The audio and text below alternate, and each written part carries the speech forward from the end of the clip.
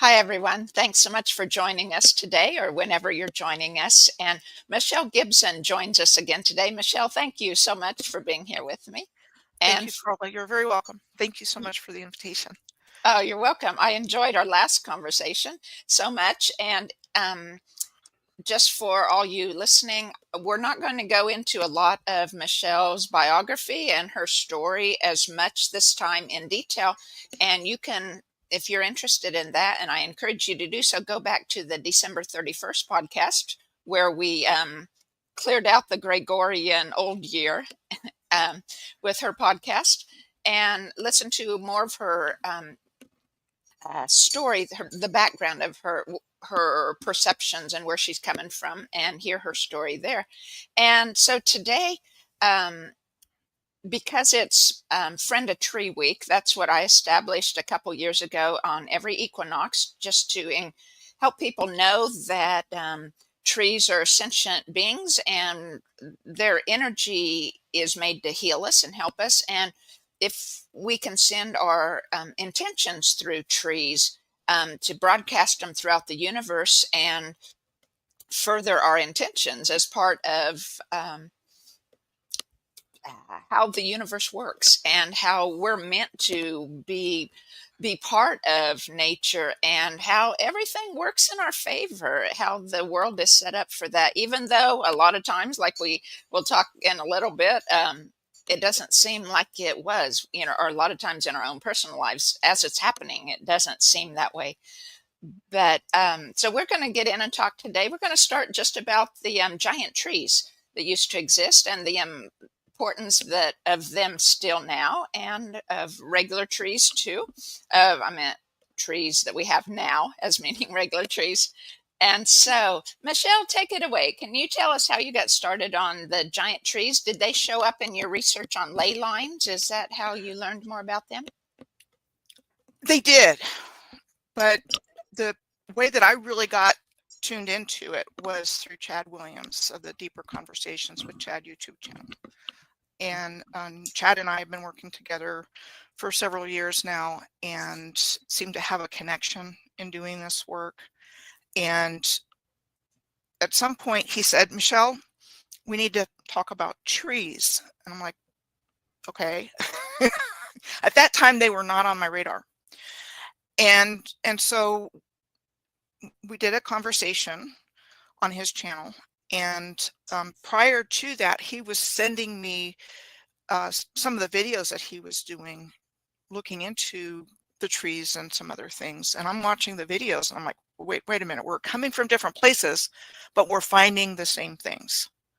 Mines and clay pits and brick making and insane asylums and amusement parks and all these things. And so when we had that conversation,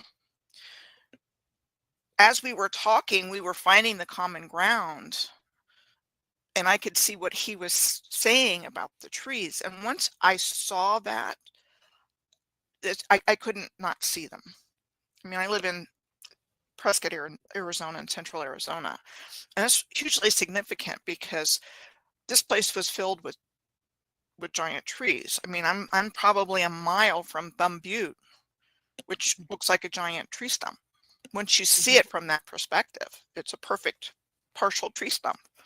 Yeah. And it does have astronomical alignments where you'll see it. I haven't seen them personally, but I've seen like banners and things like that, because Thumb Butte is like a symbol of Prescott, where you see the Milky Way over it. And that's the case with Arizona. I think it's the case with everywhere, that like the Earth is a star map, and it's not just the trees, which are now mesas and buttes and anything but a tree. I think volcanoes, I think we're talking about former trees. And so like even hereabouts, there's a lot of street names that refer to like Constellation Way and Moonrise Drive and all this other stuff. They're not just picked out of the air. They're referring to places where these astronomical alignments take place. And we're just completely unaware of this. And a researcher named Gary David has shown how Arizona is like the Orion zone. And so there's star maps of Orion in several places, kind of around here north where I live, and there's one in the Grand Canyon. You know, there was a highly advanced civilization here previously that knew exactly where everything was. And so my research of ley lines, basically, by tracking them, cities and places in alignment, and I believe according to sacred geometry, I was looking at places and seeing the same things, the same hand of design, same infrastructure, doesn't matter where it is. I mean, you could be in Tierra del Fuego at the tip of South America and see the same things that you see in other places. And then in tracking that, I saw this evidence of this worldwide unified civilization from ancient times to relatively modern. And then I saw the story unfold of how that got taken over and colonized, and in our narrative anyway, because I think the true story is even different from that.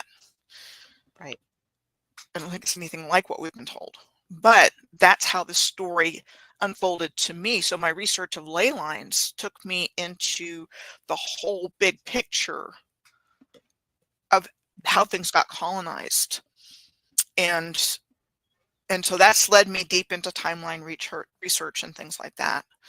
And who was behind that, you know. So, and a good place to start is like the Rockefellers, the Rothschilds, the DuPonts, the Astors, you know, the wealthy that kind of set up the new system after they took out the original system, which was a free energy generating grid that was worldwide.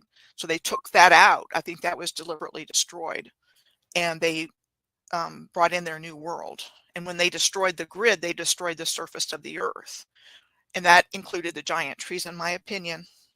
You know, certainly anything we talk about is opinion. I have been researching for over 6.5 years. I've compiled a lot of data to support what I'm talking about.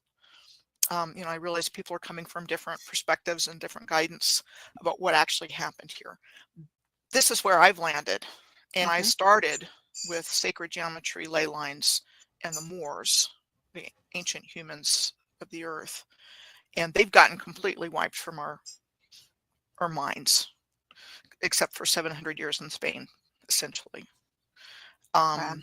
And I'm looking at them as the builders of the worldwide civilization, but it's even more than that. We talk about the 12 tribes of Israel, we're talking about the same people, and their identity got taken by the Khazarian or the Rothschild, however you want to look at it. It got subverted like everything else.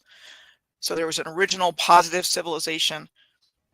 These guys came in, they based it on the original civilization, but they subverted it, subverted the science and everything else, and gave us a brand new science. And I'm working on something now that I should have out pretty soon that will show how they took the original, like alchemy, which was how they interacted with the elements in order to create and beautiful things and create medicines and so on and so forth. And that got turned into like DuPont, where it's poisonous. That's just one aspect of it.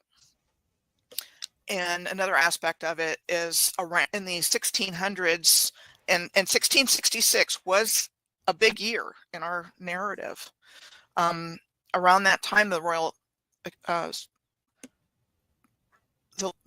Royal Society of London, the science, the new science started to come in, and they were basically using the original information on alchemy and the ancient sciences and turning that into, from medicines, like healing things, into poisons.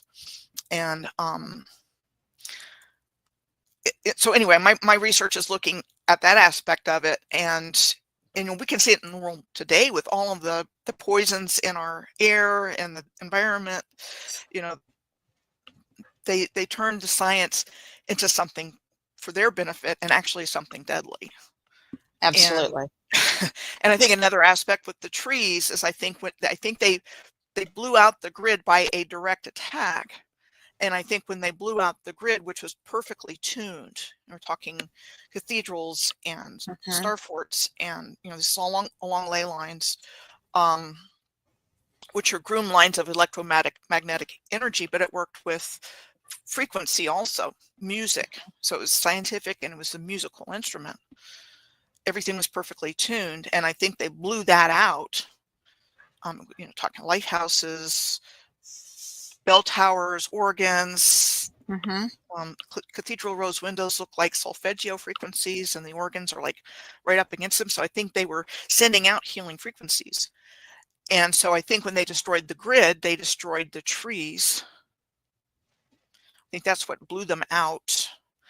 And so, for example, as far as the ley line research goes, when I learned about the giant trees and I look back at ley lines I had tracked, especially islands, you look at the islands, they look like tree stumps in the water. And so I think when the Hmm. grid blew out, I think large portions of the landmass sank. And because there was a connection between like the giant trees and volcanism, for example, and I think the giant trees served a lot of functions, including the Earth's magnetic field, gravitational and magnetic field. I Hmm. think they were part of that. And so when this new science came in, and Sir Isaac Newton, the year that he did the apple thing and observing gravity, Yeah. was 1666. And then so our whole scientific worldview is based on the idea of a spinning planet. Yeah. Right. The whole thing. Well, my research has taken me from not having an opinion to, yeah, we're not on a spinning globe. Yeah. I agree. I agree totally. And I didn't start there, Hmm. and it's not the focus of my research. Hmm. But again, you have to realize what we're taught in school is the only thing we're allowed to learn. Yeah. Is that we're on a spinning globe, and this is how we get gravity and all this stuff. I think the giant trees were responsible for that before. And like I said, they are showing up on the ley lines. And so I've talked about that in my work, and Hmm. then I'm going more into detail about this original civilization and then how the energy grid was constructed. That's where things are going. And I'm not just saying this for no reason. I mean, I've really Right. spent a lot of time researching all this stuff in detail, and the ley lines for me have been key to the knowledge that I've collected by blogging. Hmm. And then I do my research in the blog, and then I turn the blog post into videos, and that's just how I do this. Hmm. And everything that I put out is from a very sincere place, and this is how I've been guided. It's like this, my whole life has been leading me towards doing this work, and there is no reason for me to know anything about this. I was born and raised in a very conventional home. None of this was part of it. I'm still kind of an oddity in my family. I mean, there's just not anywhere. But I did make decisions throughout my life where, had I not made those decisions, I wouldn't be doing this now. And I was receiving information which informed me, and I was always interested in things that were hidden from us, in search of and unsolved mysteries when I was growing up. And I just, wanted to know what was behind the stories that were told. I guess there was a hunger that I had from early in my life, and an awareness and things that I would notice, and then people that I would meet. And so before we started, we were talking a little bit about divine timing. We're kind of in a crazy in-between place right now, but I absolutely believe that we're coming back together as a collective into our hearts and into a higher awareness. And the evil behind what's been taking place doesn't want that to happen. And they've been working very, very hard to keep us from waking up. Mm-hmm. And in spite of that, and there's certainly people that we know that are sound asleep. Oh, yeah. I know that's the case in my life. But it's happening anyway. Mm-hmm. People wake up in different ways. I started waking up a long time ago. And this isn't happening as fast as I would like, but I do know for a fact that I made a decision to move to Sedona in 2017, that if I'd stayed where I was, this would not have been happening, the work that I'm doing.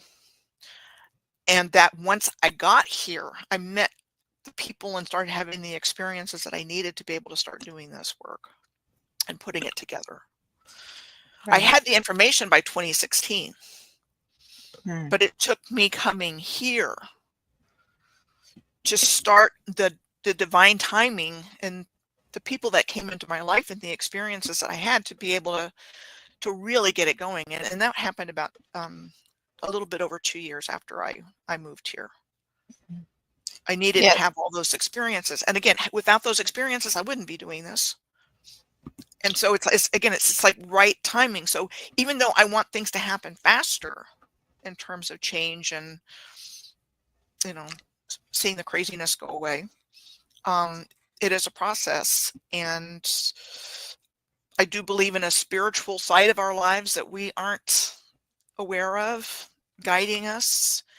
And, I think with the work that you do, you're really tapped into that, to the spiritual side of this plane of existence, that my experience of it tends to take place in terms of synchronicities, being in the right place at the right time, meeting the right people. And that's like happens all the time. And I'm like, that in itself is like a form of magic.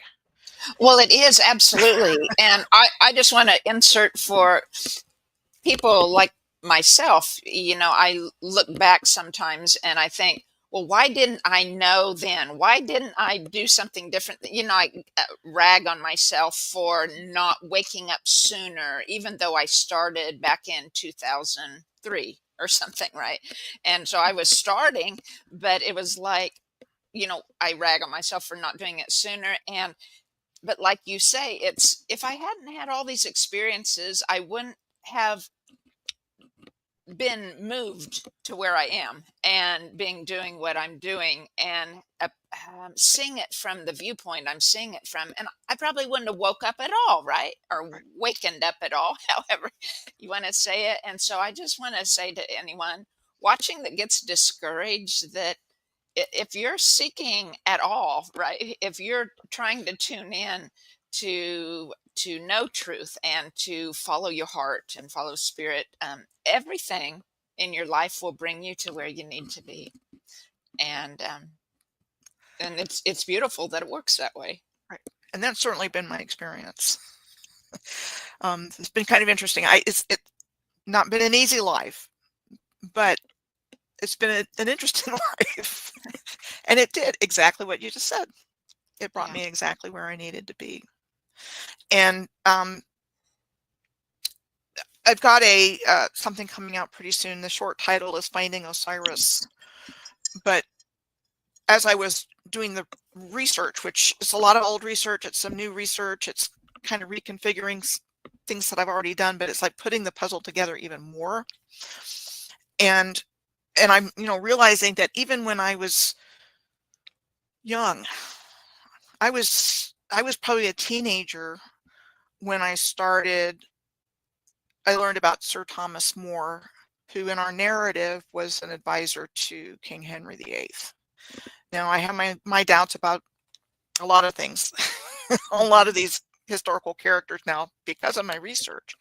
Right, yeah. But I referenced Sir Thomas More specifically in the work that I just did, but I knew to look into his story a little bit because I was interested in him when I was like 12, 13, 14.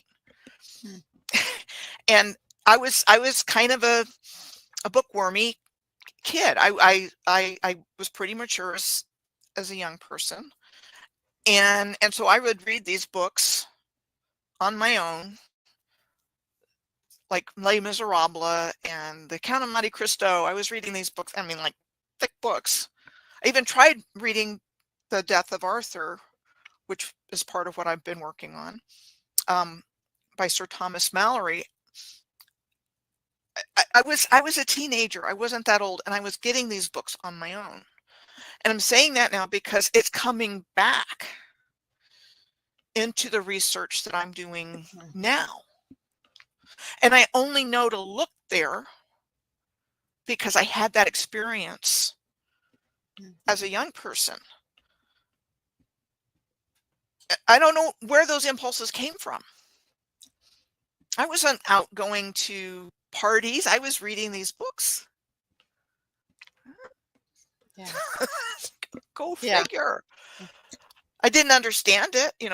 Look at the Morton Arthur, the original, The Death of Arthur, and I'm like, I can't understand this. It's in Middle English or whatever. It's like, oh, I'm going to take that back to the library. But it's like everything. Anyway, that I feel connected to this information long before I had any conscious awareness of what it was and why. Yeah. And that's an important point, because our true history is hidden away in these old books. They've encoded it in books from that time period, and especially around the 1600s. It's in Shakespeare, it's in Ben Jonson, it's in a lot of different books. So I'm sorry, go ahead. No, I was going to say, so where they've encoded truth, but they present it to us as fiction Story. or entertainment. But there's information to be found in there, but you have to shift your perception about what you're actually looking at and looking for. So do you think that they were the actual people writing it, that was the years that they wrote it? Or yeah. So it's like, no, I don't. I don't. I think we've been given a falsified history, and that at some point it's fabrication, and at some point the beings that did this, and I see them as satanic, demonic, low vibrational parasites. And I look at the Jesuits and the Freemasons at the top of the list as to who gave us the new information. Probably others, but they're, like, to me, the likeliest falsifiers. Especially, well, Jesuits, but Masons too, because they weren't the builders of this. They weren't the builders. They took credit for it. Yeah. And I think they made it usable and livable so they could bring in their new control system, which has not been good for us. But, again, part of that goes in with the lies about what this place was like before and how advanced it was, and the role of the giant trees, which was part of this grid system here, and the free energy system. So when you look at roads, okay, so we call them roots, R-O-U-T-E-S, like roots, R-O-O-T-S. And I think that's what they were. And when the parasitic colonizers came in, they blew the grid out. They got up and running. They got things up and running, like the trains, the canal. Well, they got the canals running first, and then the trains ran next to the canals. When they got the trains up and running, they didn't need the canals anymore. And they have this crazy story that, well, we built the canals, which are massive masonry infrastructure, very highly sophisticated. We built the canals, but then when we built the railroads, we didn't need the canals anymore because it was so much faster and more efficient. But the reality is that was all part of the original grid system. So they got the trains up and running, and they cut down trees. So I would make a distinction between giant trees and much, much larger trees than we have now. So they get the trees up, the trains up and running. They're cutting down the bigger trees that were here before. You can find that in the historical record. It's there. They were mining. I believe they were mining the root system. So for coal, for iron ore, and things like that. I'm going to talk about minerals. Those were all part of the system too. So my feeling is like this grid system, all of the components. So if you look at your car, everything works together a certain way to get so that when you turn your car on, it drives. I think the Earth's grid system was like that. Everything was in a certain place for a certain reason, and the colonizers knew exactly where to go to start mining for the coal and drilling for the gas and so forth, because they needed a replacement fuel source to get this place up and running again. Mm-hmm. Because it was all free energy before that happened. Right. And all of this has been hidden from us deliberately. And it's not even, that's not even the worst part. They replaced it with us. Yeah. Because, you hear about all the places that had all the railroads that have been taken out and all the streetcars have been taken out. And I know just from where I live in Prescott, I've found pictures of the main Gurley Street where is on a utility box in the middle of the historic district, right across from the courthouse, big Greco-Roman building, are pictures of them digging out the tracks that were below the surface of the road. And then it only ran for 7 years. And it heads right to Thumb Butte. One of the places where I go shopping is Marketplace Depot, which is where the train station was. Fort Whipple is just down the road. So Star Forts were part of this too. But it's all been covered up. And so what used to be the rail infrastructure for the free energy is covered by asphalt. Now there's all this chaotic human energy going over it. And, the same thing with like rail trails.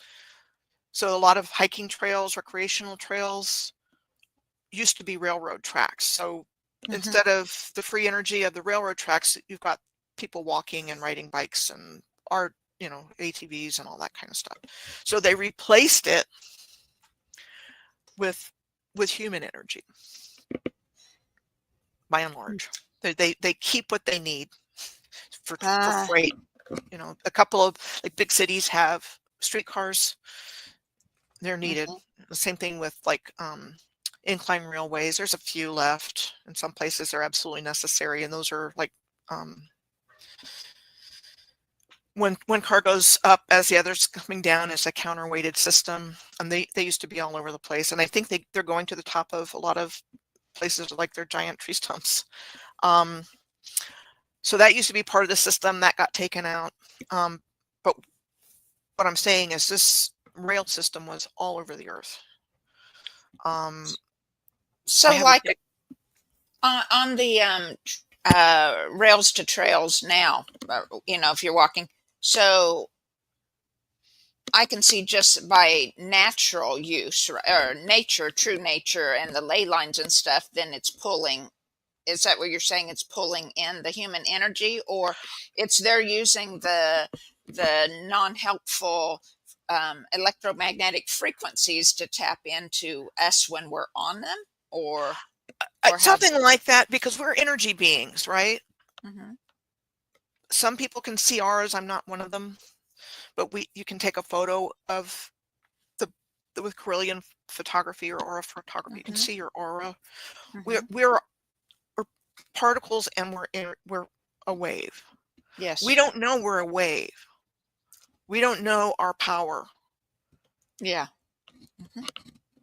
They're drawing on our source energy.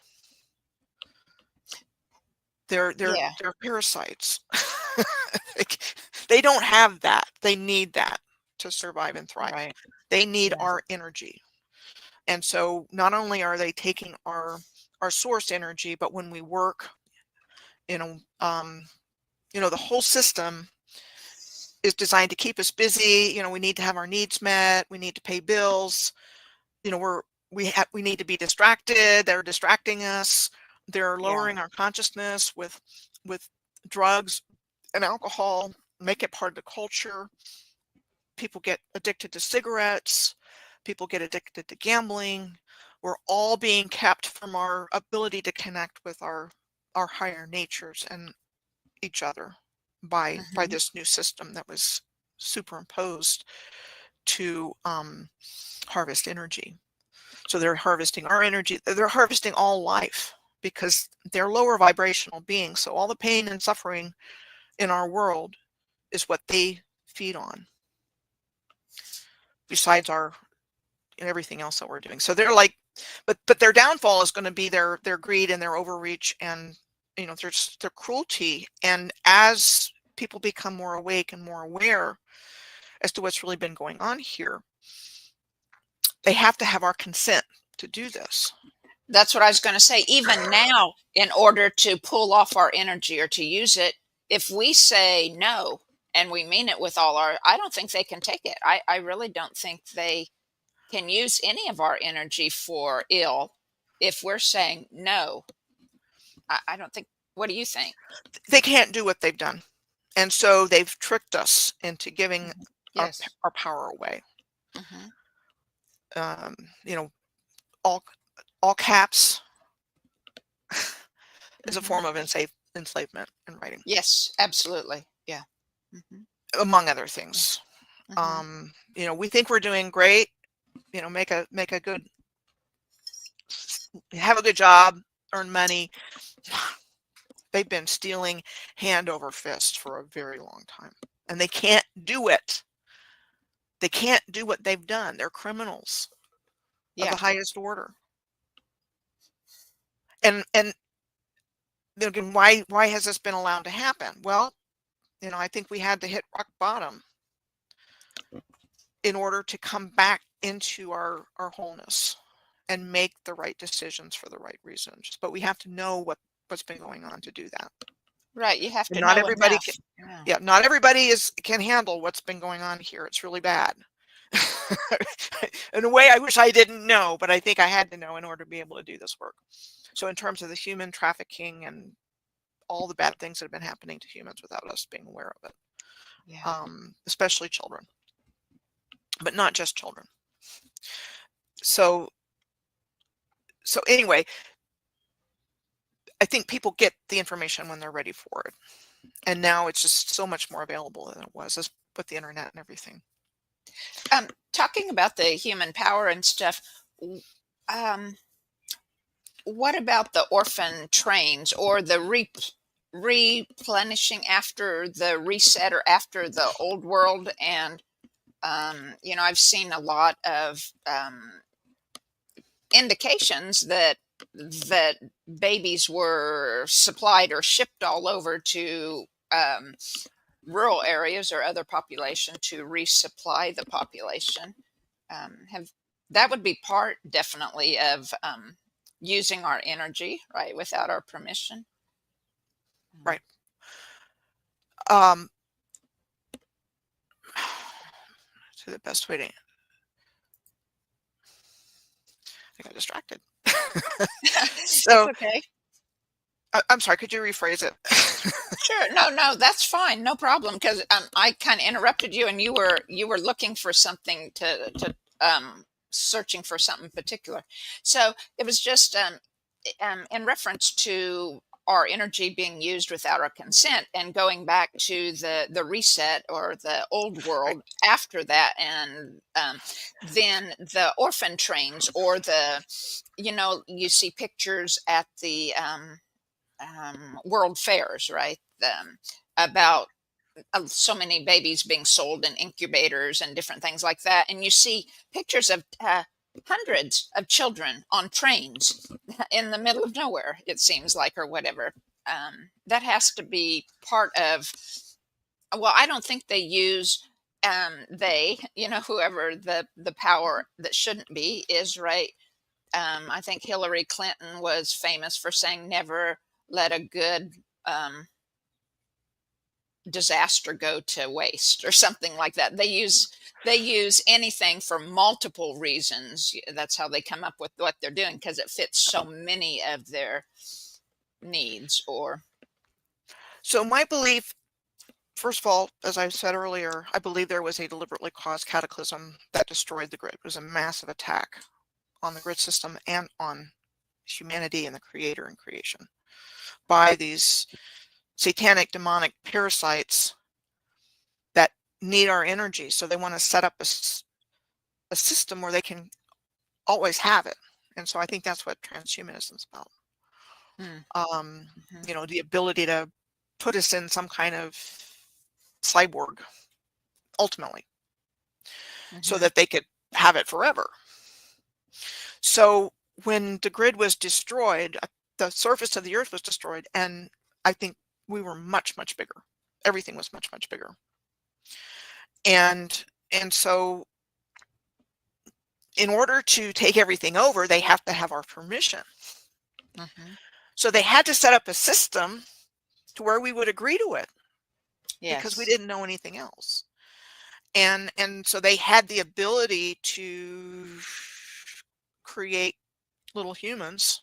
And so we're much smaller. So you get the word like nursery. It's the same as for plants as for babies. And so I think they were genetically engineering us and socially engineering us, because so many people had been killed. Now, I don't think everybody was. So there is underground infrastructure. I think they survived underground. I think humans survived underground. But a lot of the Earth's surface was destroyed. So at this point, I'm even questioning the oceans that we know today as having been like, I think it was more like Pangea or, you know, supercontinent up until this happened. And so they needed to repopulate. And you can see pictures on the internet. I mean, you can see places being dug out. Right. Oh, yeah. You can just type in mud flood. You know, they show these bowler hat guys or whatever. These big cities are huge cities and little teeny tiny people on the street and hardly any people there. But these gigantic cities like Paris, those pictures are available to find. And so they needed to repopulate. And I think the 19th century, I think things were far, far worse than we can even imagine. Because you look at the insane asylums, and they were using these old world buildings that were huge. You know, capacity for like 4,000 people or whatever. And they did not build them. They say they did, but they didn't. You know, they were using the grid. They were using buildings on the grid. Everything was placed for a particular reason, and geometrically. And so they were using what would have been part of the free energy system, housing these people and doing God knows what to them. And they may have been nonconformists, but who knows at this point? I mean, they could have just been survivors. And doing ungodly things there. I mean, concentration camps didn't just happen in the World War II. They were in the insane asylums, and they were doing tortuous kinds of things, you know, lobotomies and electroshock and waterboarding. And I mean, and that information is available to find. I mean, there's a Glora Psychiatric Museum at St. Joseph's. There used to be an insane asylum in Missouri. You can look it up, Glora Psychiatric Museum, and you can see what they did. I'm not going to go to a psychiatric museum for any reason. No, but again, doing the research, it's like, you know, it was horrible. Whatever they did here was horrible. And it's no wonder it's taking a while for people to wake up. And then so many of the tunnels or catacombs right under the large cities or under the large buildings are lined with bones, right? So it makes, and then some pictures in the old buildings, it's like, you know, you have a face of someone and their hand is holding a heart or whatever with a bite taken out of it or something like that, right? So were they cannibals taking our energy that way? Right. They do. They do. They do. I mean, I follow a lot of alternative information on social media. I haven't watched mainstream. I couldn't tell you. It's been a very, very long time. But the rituals that are done are involve that kind of thing. Glands, adrenal glands, Oh, well, pituitary, yes, the adrenals for sure. Yeah. And that's kind of pituitary. the current days. I guess that's how it's playing out now. Yeah. Okay. Definitely. So yeah, it's not just our energy bodies, it's physically too. Yeah. And You can't. so they've set the system up. I think the orphan trains were early child trafficking. These kids, so it started in 1854, Charles Loring Brace, and they sent one load of kids to Michigan, to Widgeack, Michigan, and decided, okay, well, this is what we're going to do. In the next 75 years, they're sending kids. They would go to like opera houses, community centers, line the kids up. That kind of thing is still happening now. I mean, people can order kids online. I don't know if you've heard of that. There's ways for child trafficking where they can look at kids and say, I'll take that one. Yeah. And so, yeah, it's really bad. So we're in that uncomfortable in between time, but I think the system is being dismantled. I think it has been. This has been going on for a while. I do not see it continuing, and I do not see evil winning. I And love. Yes, but it was one of the most recent my lunch break things that came out, vids that came out, and he types into the chat GPT, to see what information it shares about stuff. And he's done it so often, or so many people are doing it so much, to find stuff that chat GPT is now agreeing, saying this doesn't make any sense. It says you should be able to do this with that information, but it doesn't make any sense. It shouldn't. It's not that way.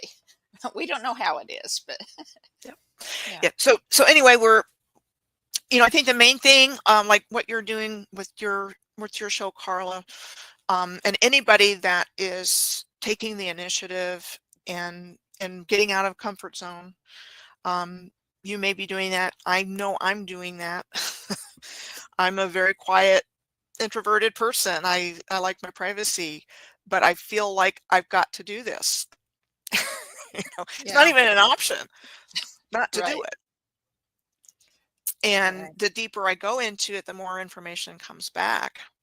And so all of us that are doing what we're guided to do and doing our parts and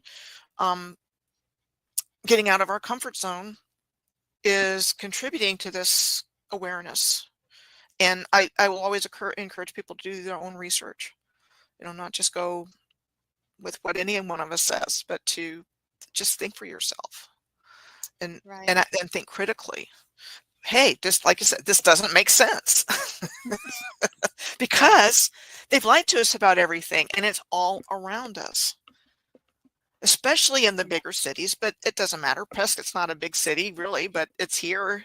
I mean, it's like where the old world meets the old west, and so we've got the narrative of the cowboys and the shoot 'em ups on Whiskey Row and all that stuff, and it's surrounded by beautiful brick architecture and Greco-Roman architecture and the massive courthouses in the center of the town, and it's a really hilly place, so it's like every time I leave my house, it's like, what am I looking at? And I think the surface of the earth looked like that. And I think the reason that the courthouse is on the flattest place here is because it's the weight of it is holding it down, and everywhere else is like a waveform. It's crazy. It's absolutely crazy. Well, it makes me. I'm sorry. Go ahead.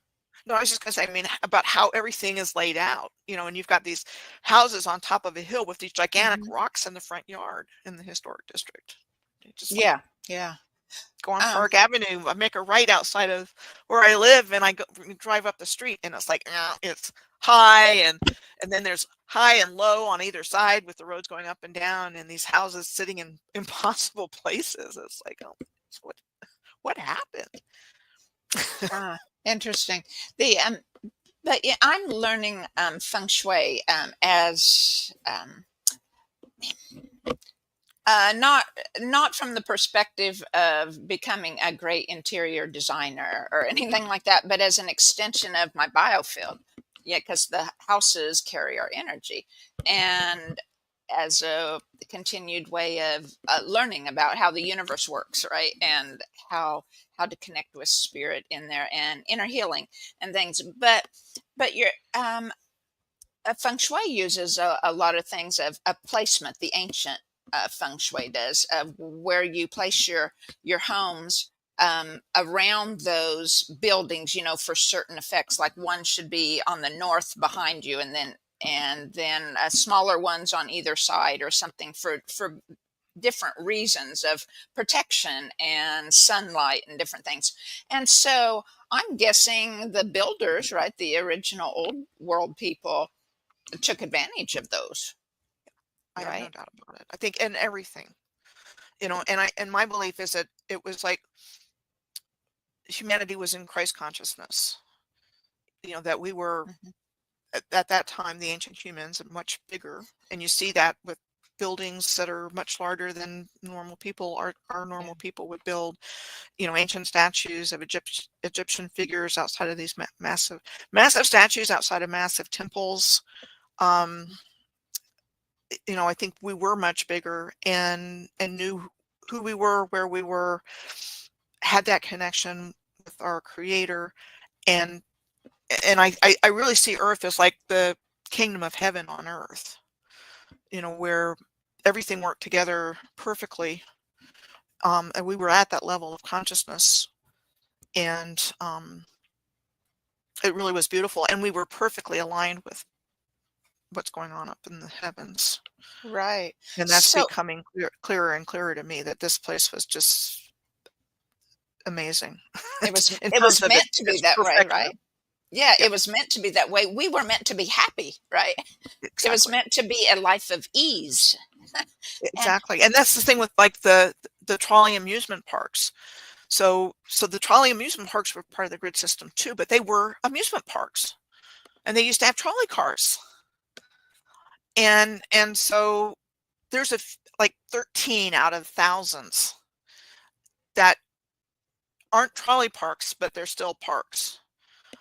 But again, they were destroyed too, by and large. They were um, destroyed by fire. Um, nope, this is not safe. Too many deaths here. We're going to take this park out. But they were having fun yeah. with whatever was going on with the energy grid.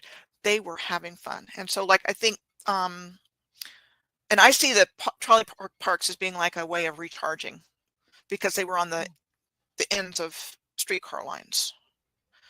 They were terminals of streetcar lines. So I think So there was people would some go kind of there. function. They People would go there not just for happiness, but because they were being happy, it was recharging them I and the think it was probably energies. both. It's like cathedrals. I don't think people were going to listen to a priest or a preacher. I think they were going Right. to vibe together. I think the Yeah. cathedrals were like healing places. So go hang on to the cathedral and then the trees. I mean, I see you kind of indicated that the you think the trees and the cathedrals then existed at the same time, the giant trees and Yeah. stuff. I had always, I guess, just assumed that the cathedrals were built after the trees were gone to take their place or something. But I can see I think they that work together. people were so in tune to each other, right? That it was all working together. I Yeah. think it was all working together. And the other thing is, I think there's two different kinds of giant trees in our world today. So I think there are the ones that were blown out, and that we're told are buttes and mesas and volcanoes. And I think there were the trees that were symbiotically working with this infrastructure. So like in a lot of places, you'll see like a castle on top of what looks like a tree stump. Hmm. I Yeah. think they were using that energy. So I think there's a couple of different examples of what was going on with the trees. But I think we don't know about them because they don't look like trees anymore. Whatever we've got Mhm. going on in our world, what trees? You've got to be Right. kidding me. That's stone. That's not a Yeah. tree. Hmm. um, Yeah. but I think, again, here where I live in Prescott, I mean, I think this place is surrounded by what used to be giant trees, and it's kind of deserty. Um, North of here in Flagstaff, which is at a higher elevation, you get more of the pine trees and things like that. But it's still, lots of deserty kinds of things here. I think that was blown out. I don't think it was like that always. I think it was green. And there are places where you see that. You see the trees and the parks and everything. So it's not all one way or the other. It's like a little bit of both. But I think in the old world, it was all there. There were no guesses. No Hmm. guesses about who we were, where we were, what was going on here. And then you get into our narrative and the stories don't make sense and don't add up because we're Hmm. told we were low technology, we're building all these massive buildings, we're building all this rail infrastructure, we're building all these tunnels. How, if we Hmm. if, if we didn't have the tools when they said they were being built, and again, you've got the internet to show pictures of these massive buildings and the streets are covered with dirt or you know horse and buggies, things like that. um, so again, it's really looking at things with a different perspective, different eyes, not and Hmm. questioning the narrative, not accepting what we're told blindly. Right. And when you start Mhm. doing that, then you can start peeling back the layers to try to figure out what actually is going on here, what happened here, and we're not going to get out of this situation by the same level of consciousness that created it. We have to, you know, it's hard to not go into judgment. Really hard. Yes. Yeah. Really, Yeah. really, really hard. But I think that's all part of the process of our spiritual awakening and growth. And it's been my understanding for a while that as people do their inner work and raise, our own levels of consciousness, it's like the 100th monkey, and it not everybody has to wake up for us to raise our consciousness into Yeah. love, into the heart. Because the brain is, by its very nature, the brain is polarized with the left and the right hemisphere, and we get into Hmm. thinking, and the heart's actually our main center, our main Right. connection, Yeah. I'm our main gonna. biofield. Yes. Yes. I was gonna. I'm looking at the chat here. Just a second. I'm gonna. I attributed a quote to Hillary Clinton, and thank you, Jay. She says it's Rahm Emanuel. She thinks it said, "Don't let a good crisis go to waste." So, and I just heard Hillary say it. And then another. Thanks, Jig here. She's talking about a huge mine west of Prescott. Um, There's mines all over this place. Um, you get to Charlotte Hall, which is like a museum. So like Prescott was founded in 1865, was the first territorial capital. Um, and there's like a train at the gate. There's signs of the railroad history through here, but you'd never know it. There's yeah. no trains, but they talk about the trains coming in for the mines. So they've been mining this place for quite some time, and it, that's like I said, they've been mining the grid, the energy grid. Um, I just can't wait for our next phase. I really am ready for this to be over with, because the more you wake up, it's like the harder it gets, because I know I see more every time, and it's been harvesting everything. um I had a Planet Fitness membership for a little while, and then it came to my awareness that these fitness centers are on ley lines, Mm. I can't help but think, okay, we think we're doing something good by exercising, but I think they're Uh, harvesting that too. And one of the oh, things wow.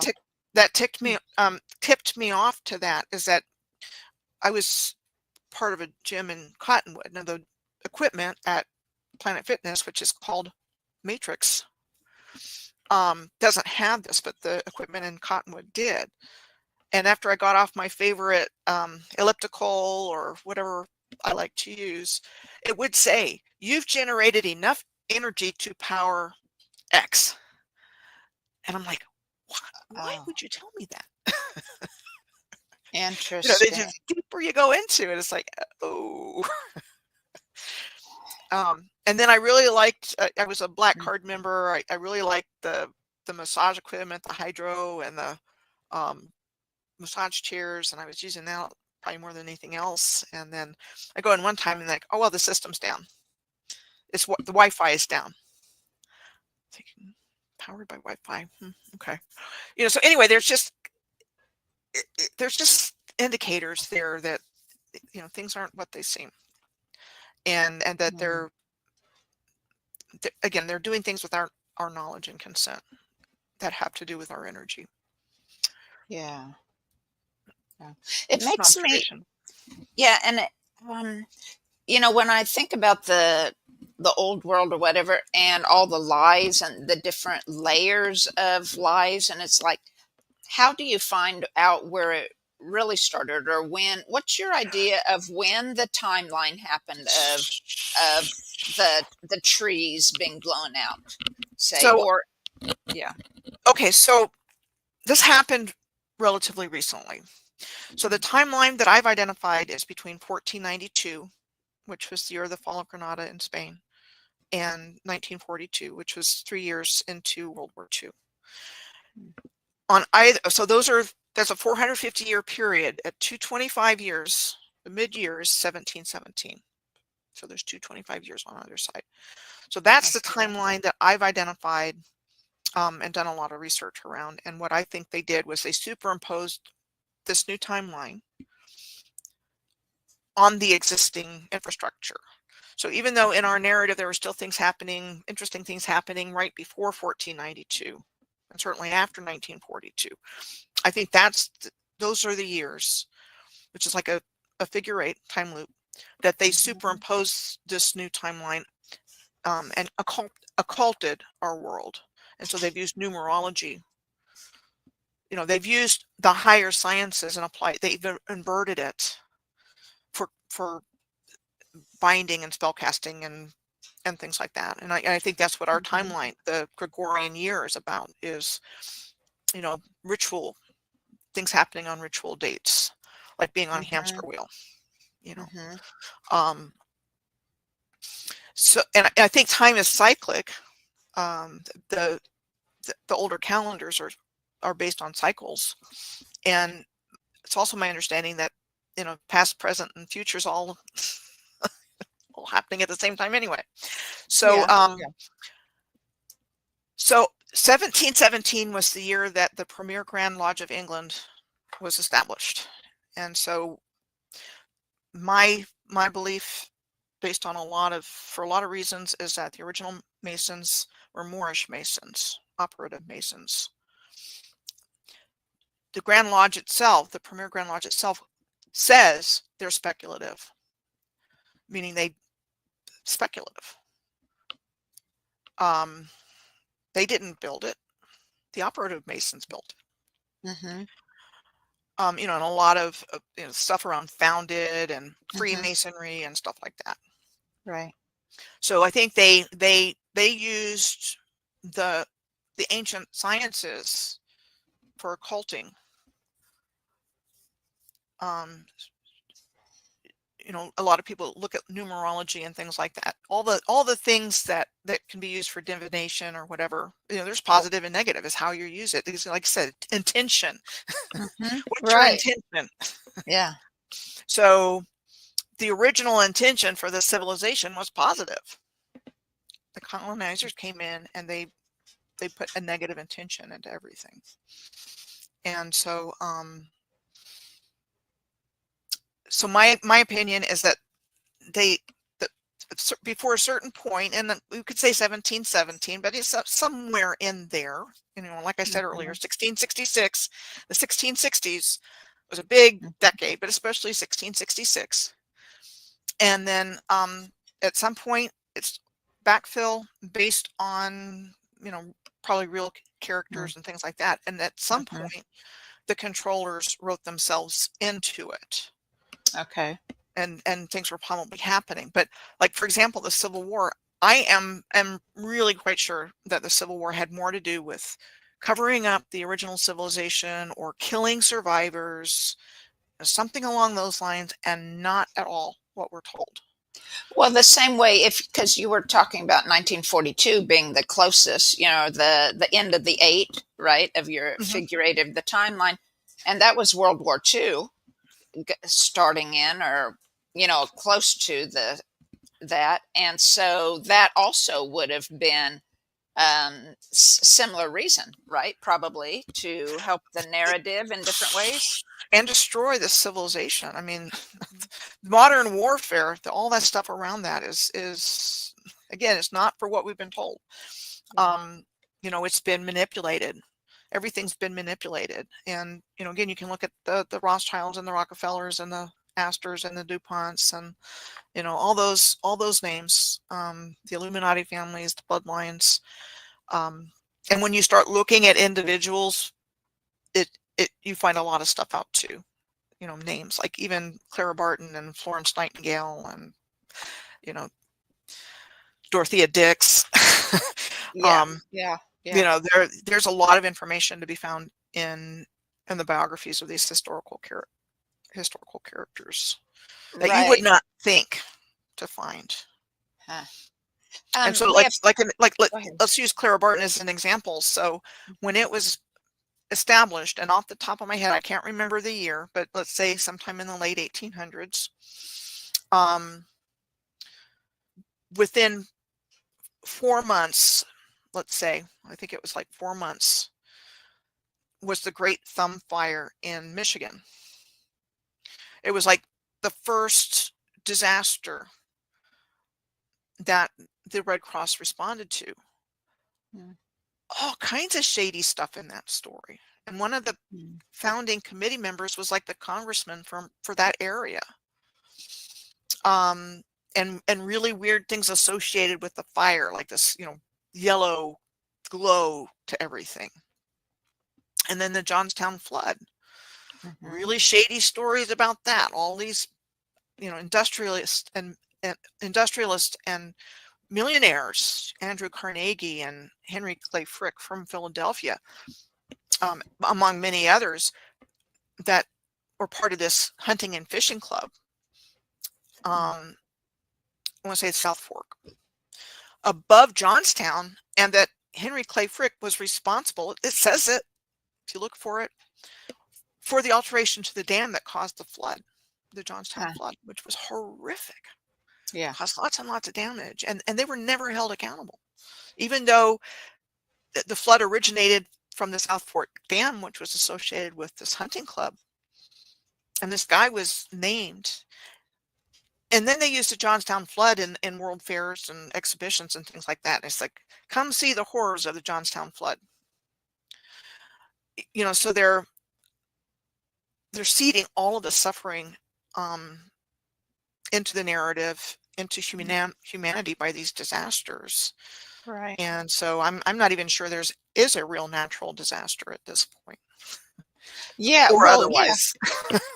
Any kind of disaster I see as having been artificially caused. Hurricanes and tornadoes and earthquakes. We know those happen. Yeah, we know for sure. And someone in the chat here is asking about the Philadelphia experiment, because that was pretty close to 42 or 43, wasn't it? I honestly really believe the Philadelphia experiment was part of what happened here. And I've spent a lot of time on researching that. I've had an intuition about it for a while, and then I started finding physical evidence. And Aleister Crowley was involved in that, and he's a bad guy. And I really think they brought in the demons satanic elements when that happened, and is the origin of the craziness that we see today playing out, the gender ideology and things like that. Oh, wow. Um, So you think, of course, in history, you probably won't find anything about it, right? And people poo-poo that it even happened, or or whatever. So obviously, you think it happened the way I can't remember the man's name that wrote the book or talked about it, right? Several years later, how it happened. But the so I think it was a ritual ceremony that took place. Peter Moon has done a lot of research on the Philadelphia experiment, Montauk Project, and Aleister Crowley, and that was where I first learned about Aleister Crowley. He's done time travel research and things like that, and so before I started doing my own research, I had picked up that piece of the puzzle by reading some of his books, and so and in one of his books, he said we were knocked off our original timeline. I'm like, what? Because I had learned about ascension and higher consciousness, unity consciousness right before that. So like 2012 was like, oh, okay, everything's great. And then between 2012 and 2016 was when I started learning how dark the dark is. And so I've researched extensively, and I do believe that there's definitely a connection with all of that and what's happened here. But I'm also leaning towards there was probably other attacks on the grid, because there's so much damage to the surface of the earth. I think there were likely some kind of nuclear attack, some kind of directed energy weapon or something. And that evidence is available to find. It's just and I found it on long ley lines, but it's, there's places like the Sahara Desert is just a mess. Look at it. It's like, it looks like, especially on the western side, but just all the way across, it looks like there's a river of sand that's flowing down. You've got the eye of the Sahara, which looks like a bullseye. It fits the description of Atlantis. I think Atlantis was this name, civilization. We're talking the same. It's all the same. Right. This advanced civilization. And then like the Thar Desert in India, where the Indus River Valley civilization was, they've talked about that being radioactive there, and that place is just, there's just these deserts. I don't think were deserts prior to a major attack on the earth, and that they resulted from that.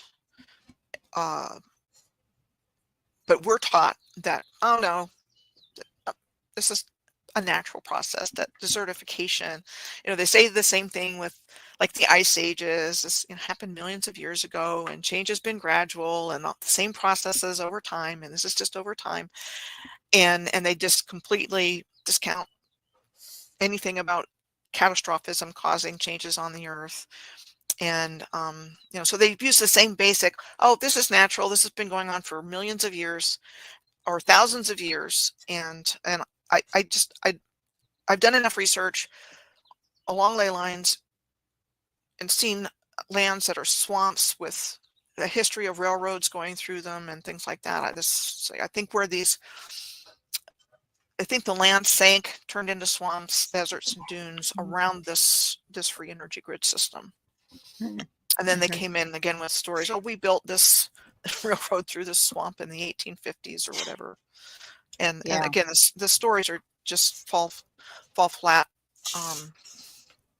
when you look at them. Well, you were talking about the stories of the Old West, right, out in Arizona that you hear, and I grew up on them too. My family were farmers, lived out in the country, and it was like my grandparents read Westerns. Well, I should say my grandmother did. My grandfather refused to read fiction at all. And but it's like, it makes me doubt some of my own lineage that I've heard of. Like, where did it start? Like my grandpa's stories or his grandparents' stories? At what point did it get changed? I wonder. I have some ideas, but You know, I'm supposedly a descendant of William Brewster, who was on the Mayflower. Okay. Yeah, yeah. Was there a Mayflower? I'm one of those families that has, you know, documented genealogy going back. I have that on both sides of my family. Hmm. And I've talked to people, I'm like, you know, I don't know who they were, or my grandfather was an orphan or whatever. Hmm. I think I think this is a highly sophisticated deception. And I have found research about heraldry and the College of Arms and things happening in the reign of King Henry VIII. And I think they created a new nobility from the old nobility. And I think the old nobility was very ancient. I don't separate out the 12 tribes of Israel and the Moors and Atlantis at this point. I think that was part of the original legacy that got hijacked by the satanic Illuminati families, and they became the chosen ones, and they became, you know, elect of God or whatever, while they're trying to bring in a completely different manager to the system. Right. You know, And they want to replace the creator of the universe with their version of it, and that's not good for us. right. And whenever there's a upheaval of people, say like the children or the babies being sold or moved out to other places, um, I see in my work with ancestral clearing, um, if people know their grandparents or great grandparents or great great grandparents and know some of even the stories that were told about it, right? And the names of the people, um, the connection is so much more vibrant between those ancestors. And the I don't know if the clearing of the old patterns within us is any different, but our bond with the ancestors is much greater. And but there's many of the clients that don't even know their grandparents' names, and it's no fault of their own, right? Some it might have been adoption, some it might have been just because the family moved, or because there was rivalries or not getting along with the mother with her mother, and so the children didn't grow up with those grandparents. And um, I don't know. It's I see the bond and the connection of knowing the ancestors, and so it always is kind of saddens me when I see that people weren't able to have that bond as they grew up in many ways, right? And then I think of the old world ancestors. Gosh, if if we had that connection with them now, and really we do in our biofield, as screwed up as whatever stories it is and timeline it is, we have the ancients that we're descended from within us, even if we're genetically modified, right? In some ways, right? There's still DNA within us. And um, I'm curious to go back further. I've had connections with some ancestors that were present when the trees were cut down or blown out or whatever happened to them, and closer. And I don't know. I just think ancestors and our connection um, with them in the old world of what we have, like, are just beginning to find again, is is so interesting and important too. Absolutely. And because truth has been removed from our world and our awareness, we have to find it in unconventional ways. And we all have different gifts. Um, I would love to have a gift like yours, but I don't. I have whatever it is that I have, which seems to be intuition and just a lot of synchronicity, and good research skills. And you know, anyway, I can pretty much put together what I'm finding in an understandable way. Um, but but we all have different connections and different gifts to this information that really wants to come back out. And Absolutely. now's the time that it's happening. There's so many things prophesied for the time that we're living in now. And um and it's good, you It know. is. the, It's the things that exciting. are prophesied are good. And so in spite of everything they've done to us, we're still waking up. You know, they couldn't mess up all of us. I know, Um, what a relief, right? Yeah, it's like exactly. it's As it's hard as they like tried. the rules of the universe, right? They have to tell us what they're doing, even though we don't know that they're telling us. But we have to be told somehow. Right. It just takes us figuring it out. But also at the same time, they can take all our energy, right? But it has to be at our We have to willingness by willingness to do default, it. at least, right? Right. Yes. Yeah. Uh-huh. So they set up the system where we willingly give them our energy because we don't know any better. Right. And so but they couldn't destroy us completely. Right. That had to be part of the rule. Like something had to exist that carried through so that we could find out now. Right. They had to do it this way because they had to have our consent. They couldn't just come in and do what they've done. Yeah. They had to have our consent because we don't know who we are, but they know who we are as You know, and I sovereign beings, as yes. fractals of the creator. They know who we are. And what I find in the biofield, I'm not the originator of finding this, and other people do different work on it and things to clear it. But I heard it called it's a bond of uh,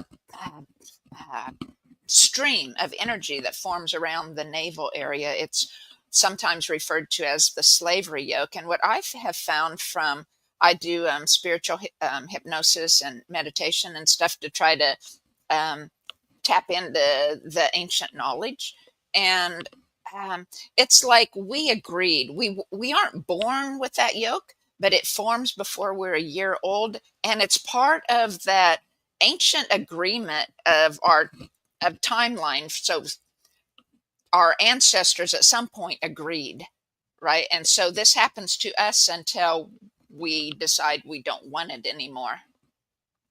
And so maybe as more and more people become aware and the slavery yoke is removed from a lot of people or whatever, and then um, maybe eventually then children won't get it by the time they're one, right? If more and more generations are more knowledgeable, and maybe they'll be trained from the womb not to accept it or something, and it'll You know, disappear. I think we're living in a time where there's more light coming in. I know the Schumann resonance and um, vibrations raising naturally because Hmm. of wherever we are in time in the universe. Um, are you familiar with Dolores Cannon's work and the three Hmm. waves of volunteers? I identify as like a second waver. So so the older volunteers, I think, had it the hardest because it Mm, was even more rigid when they came in. But right. then the Mm, middle group came in, which just kind of things happen naturally. So I talk about intuition and synchronicity. I don't hear mhm, things, I don't see things, but the intuition's strong and the synchronicity is strong. And then the third wave is like the crystal kids, mm, and they come wired for this, and they've been heavily targeted mm, yeah. by this horrible system that we're in. And so but they already have it. They already have the DNA and the connections for this this evolution of humanity. Mm. And so I just wanted to point that out. It's like, Yeah, it interesting. seems like with this being known, and the ones behind all the bad stuff knew that we were going to wake up. So they have to tell us what they're doing. So they tell us in movies and books and things like that. Mhm. But but they've done everything they can to try to prevent it from happening, but they can't. And so it's just the awareness and not giving in to fear, because we create, we're such powerful creators that we can create an outcome that we don't want. Yes. And so it's just really being aware of our thoughts and our actions and things like that. And I'm not speaking as somebody that's perfect at that. I'm not. Far from it. Yeah. Um, Yeah, but me either. but it seems to work out okay anyway. Right, right. you know, The that I feel like it's like I feel like I found my path, even though it would seem to have been impossible to find it, kind of like a needle in a haystack, because it mhm. wasn't in my upbringing, but I found it anyway. And so I feel like I'm doing what I came here to do, and I feel supported by the universe in the work that I'm doing. Yeah. Whatever that means. I feel like it's coming through me, it's not coming from me. I'm like the well-prepared vessel that can process the information that's coming through me intuitively and synchronistically. Yes, And, I and totally feel that way too. There's someone in the chat commented, Kyra says, the galactic rotation of our system is 240 plus million years. An event happened that blossomed most life forms CMT. I'm not sure what CMT means. Event. And we are completing that rotation, give or take, and the energy grid will bloom again. there's one of the cool things about the awakening right now is that there's a lot of people that are connected to the ley lines as healers. Mm-hmm. And so my connection seems to be finding the ley lines and researching them. But there's a lot of people that are consciously intending to heal the ley lines, which really need healing, because so many Yes. bad things have been done on them. Wars and terrorist attacks, and you know, they maximize um, Yeah. the lower vibes of whatever act of violence on the ley lines.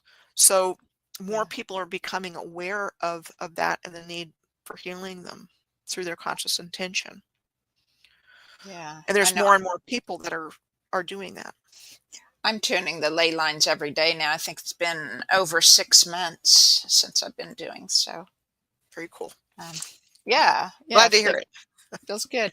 I also started more recently. A friend gave me a tensor ring. It's Slim Sperling was his company had made these, but so I'm speaking some of those intentions of my intentions, or those what I call spirits intentions, what our souls all want for the highest good of the universe, right? Speaking those through the ring to amplify and empower them, the intentions more.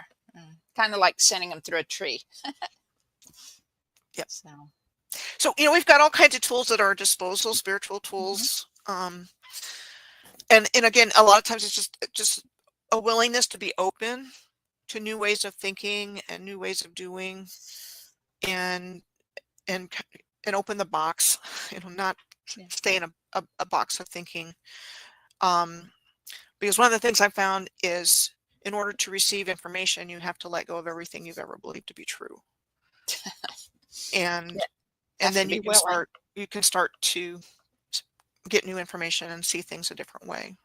And try not to judge our experience or somebody else's experience and how they get that information. I can't explain the synchronicities and the intuition in my life other than I'm grateful that I have that. And but I'm truly amazed just that it even happens with the regularity that it does, and Mm-hmm. glad. And the more you follow it, the greater increase of those synchronicities, right? Because just your intention of looking for them or expecting them is bringing them closer. It's awesome how the universe works, and to think if all of us, as the world, like the old world was, if they were all tuned into this and we could be again, it's like mind blowing how wonderful life could be, right? Right. And kind of along those lines, with as bad as everything is, these daily miracles still happen. You know, we're still being Yeah, communicated with by yeah, spirit, whether in the form of the synchronicities and the people we meet, or one of the things that um, I learned to do over the years is if I see an animal that's unusual that comes into my awareness, I'll look up the meaning of the animal, and sometimes that has good information in there. Um, I I'm not the kind of person that follows astrology, but I've had my astrology chart done professionally about 5 times, mhm, and that information has been very helpful in understanding me, in me understanding me, and my gifts, and where I struggle. Um, and so there's a reason that they're there. And again, sometimes it's just a matter of just being able to think differently, or shift perception, or understand. Um, and again, not to judge either a book by its cover, or we've been taught, we've given a set of good and evil, and we have to be discerning. And again, intent is the most important thing. What is our yeah, intent? And what to be aware of. Um, even with numerology, if you look at angel numbers, 111, 222, 333, 444, 555, 666, mhm, 777, they each have a meaning. So much evil has been accumulating around 666 mhm, that people automatically see something in conjunction with that, and it's like, ooh. right. And I'm just saying, yes, evil has, yeah, but look up angel meanings also. Yes, And the controllers have used numbers as a form of control, yes, yes. Uh-huh. It's kind because of like because their brainwashing. intent is not for good. Right, yeah. It puts it into our subconscious to steer us. Yeah, beautiful. Um, and so, Michelle, why don't we wrap up for today? And what a lovely discussion. Thank you so much for joining me. I Yep, you're appreciate very it. welcome. Yeah. And thank you. And I Thank you, appreciate what everyone. you're doing, with the work with the ancestors and the biotuning and the intentions. I mean, everybody that has a gift and an awareness, our intentions are powerful. Our They abilities are. as individuals, even though we may not be aware of it, are important. They are. And like someone in the chat is saying, can we join together the power in numbers? And definitely that's as whoever is in your realm or whoever you want to reach out for to or whatever is, wherever we're led to reach out for and to reach out to, um, I we have don't to know. take that as guidance to. I don't know um, if it's still a thing. I know it was several years ago. There's We Love Mass Meditations. Let me see if they're even still existing.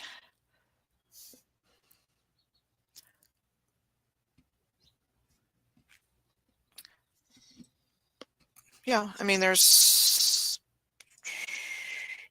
are some mass meditation groups out there that connect to heal. Um, yeah, we love massmeditations.com okay. if you want to check that out. All right, sounds Mm, great. There's a lot of stuff on the grid on that one. Okay. All right. Well, we'll end there today then. And again, thank you, Michelle, and many blessings on your work. I look forward to reading your next blog there to learn more. So, thank you very much, Carla. Appreciate you. Thank you. You bet. Bye-bye. Bye. Bye, everybody.